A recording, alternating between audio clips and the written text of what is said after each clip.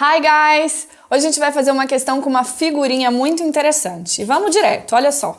Tem dois personagens aqui, né? Um no telefone falando assim com o outro tá vestido de uma maneira até um pouco diferente, né? Com um turbante, uma túnica. E um diz o seguinte: Please mate, bung us some dosh for the dog and bone. E aí o outro responde: I don't understand, eu não entendo, I only speak English, eu só falo inglês. E esse outro que tem aparência até de ser estrangeiro, né, pelas roupas e tal. E gente, vou confessar pra vocês, eu não faço ideia do que esse cara falou, eu só entendi please mate. E claro, entendo as palavras bone, dog, mas eu acho até que deve ser assim, bring us some, alguma coisa, tipo, traga pra nós alguma não sei o que para o cachorro. And bone, não sei, de verdade não sei, mas isso não é importante aqui para a questão.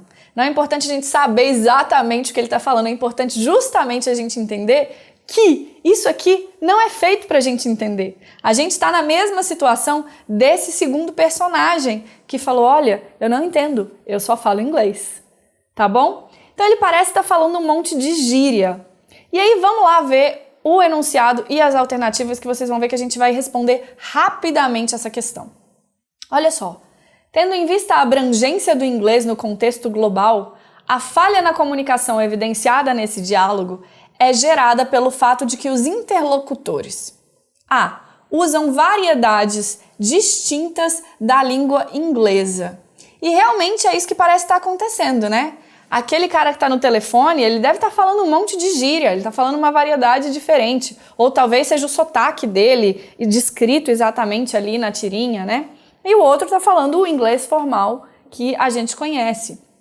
B. Cometem erros no emprego da língua inglesa. Por que não é essa? Como é que eu vou saber se ele está cometendo um erro ou não? Primeiro, porque a gente viu que as palavras estão bem escritas. Segundo, porque se você não consegue entender, não dá nem para você verificar se tem erro ou não.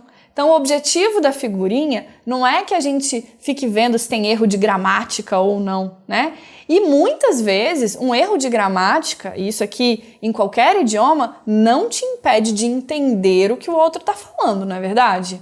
Quantas vezes as pessoas falam com você, usam palavras erradas, a gente mesmo, eu por exemplo, eu sou mineira, muitas vezes nós aqui em Minas, a gente não usa o plural, o S. A gente fala, essas coisas aí é plural, falei errado? Na língua falada, falei errado.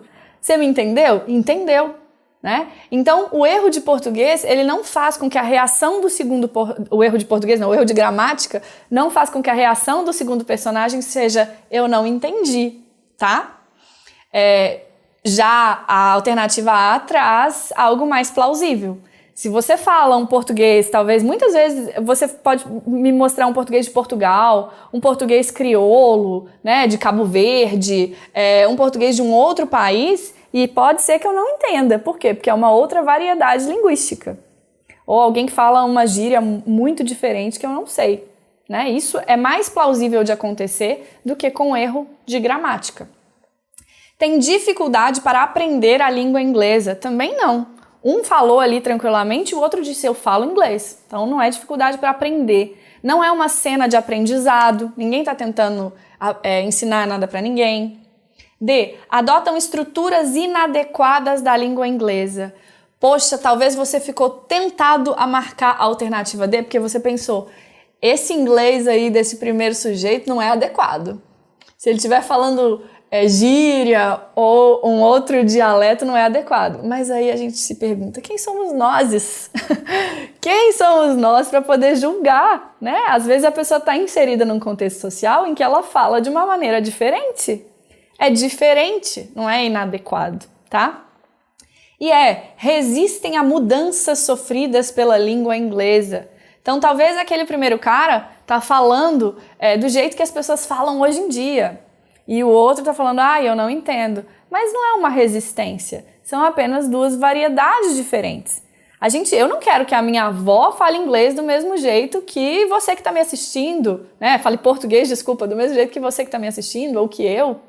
Então, são variedades diferentes. Isso não quer dizer que a minha avó está resistindo à mudança porque ela não fala, vou dar um rolê, vou fazer meu corre, não é verdade? Deixa ela falar do jeito dela e tá tudo certo.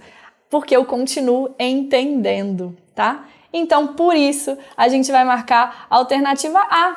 Eles usam variedades distintas da língua inglesa e por isso um fala com fluência, o jeito dele, e o outro não consegue entender, apesar de também falar bem inglês. Tá bom? Vamos marcar A. Até a próxima!